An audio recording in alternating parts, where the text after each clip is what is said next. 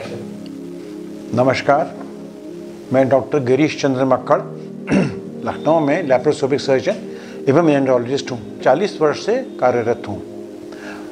हम काफ़ी बातें कर चुके हैं पुरुषों के मामले में। एक बात जो सब सुनते हैं, समझते हैं, लेकिन नहीं समझते हैं।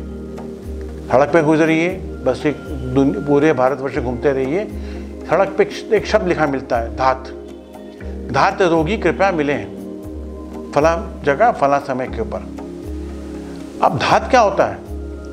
धात रोगी फला मिले, धात होता क्या है?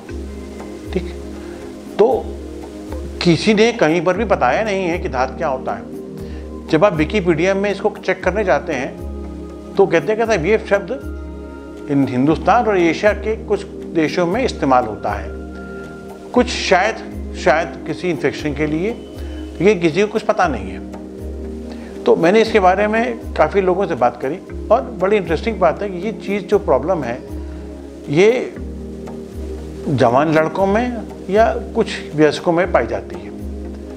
जब मैं पूछता हूँ उनसे, भाई तुम जिस धात कहते हो वो होता क्या है, कि साहब वो पदार्थ निकलता है और बह जाता है, वो बड़ी कमजोरी आ जाती है। तो भाई कब निकलता है पदार्थ? डॉक्टर साहब जब भी कोई बात सोचते हैं किसी लड़की के मामले में तो आ जाता है और उसके बाद मेरे लिंग में कमजोरी आ जाती है। तो मैंने पूरी प्रक्रिया को समझने की कोशिश की तो दो बातें सामने आई कि हमारा जो लिंग है उसके अंदर से पेशाब भी निकलता है और वीर्य भी निकलता है। पेशाब को हम बोलते हैं एसिडिक है या तेजाबी है और वीर मीठा है। अगर हम वीर को देखते हैं, अगर वीर खारा पाया जाता है तो उसके शुक्राणु सब मर चुके होते हैं। कहने का मतलब अगर सामान्य वीर पी लें और उसको खारा कर दें तो शुक्राणु मर जाएंगे।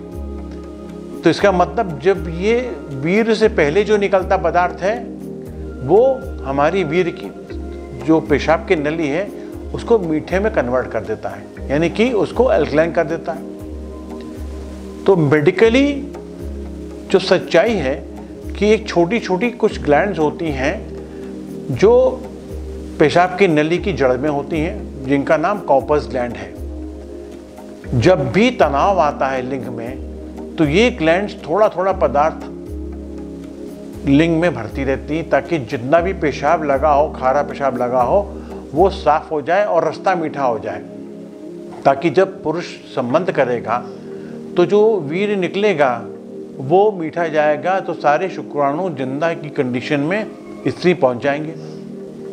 अगर ये चीज़ बंद कर दी जाए, ये पदार्थ ना आए तो सारे शुक्राणु मर जाएंगे। लेकिन किसी को उसके बारे में ख्याल नहीं है, कुछ सोचता भी नहीं है और लोग बड़े खुशी खुशी इसका इलाज करते हैं। खासतौर हमारे बहुत सारे हकीम, बहुत सारे वैद्य, बहुत सारे यूनानी लोग और शर्तिया इलाज करते हैं। जो चीज़ प्राकृतिक है, जिसको प्रकृति ने बनाया है, तो उसको बिगाड़ना क्यों चाहिए और किसके पास इसका अधिकार है बिगाड़ने का? क्योंकि आपने एक को डरा दिया है कि धात निकलेगा तो बीमारी आ जाएगी, धात निकलेगा तो कमजोरी आ जाएगी। दूसरी बात जो सामने आती है तो धात के बारे में कहना चाहता हूँ कि हम जब सब पखाना करने बैठते हैं तो धात जरूर गिरता है। तो उसका भी एक सीधा सा साधारण सा एक्सप्लेनेशन है। जो ये ग्रंथियां हैं जिसको हम कॉर्पस ग्लैंड बोलते हैं, ये पखाने के मुकाम के ठीक आगे होती हैं और ये पीछे पखाने का मुकाम है, आगे हड्डी है, बीच में ग्रंथियां हैं। जब कब्ज होती है, जब सख्त पखाना पास होता है तो भी ये ग्रंथियों को दबा देता है। जब दबाता है तो कुछ पदार्थ बाहर आ जाता है। तीसरा, अगर हम पखाना करने बैठते हैं कमोड में तो ये दबाव नहीं पड़ता ग्रंथियों के ऊपर, तो ये पदार्थ नहीं आता है।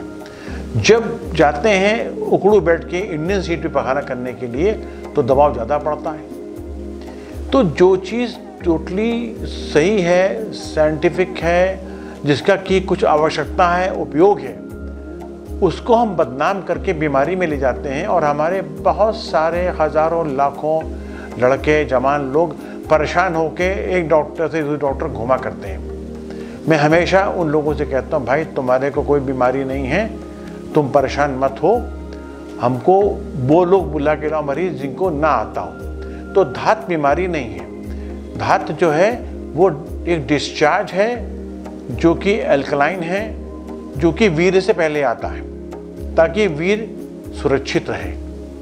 जो सुरक्षा का माध्यम प्रकृति ने बनाया है उसको हम बिगाड़ के बीमारी में कन्वर्ट कर रहे हैं, तो ये गलत बात है। धात कोई बीमारी नहीं है, धात आपका नॉर्मल चीज़ है।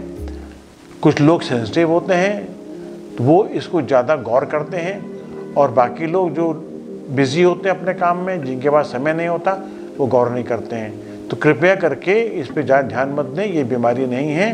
और अगर आपके कब्ज़ है तो कब्ज़ का इलाज करें, आपका धात ठीक हो जाएगा। धन्यवाद।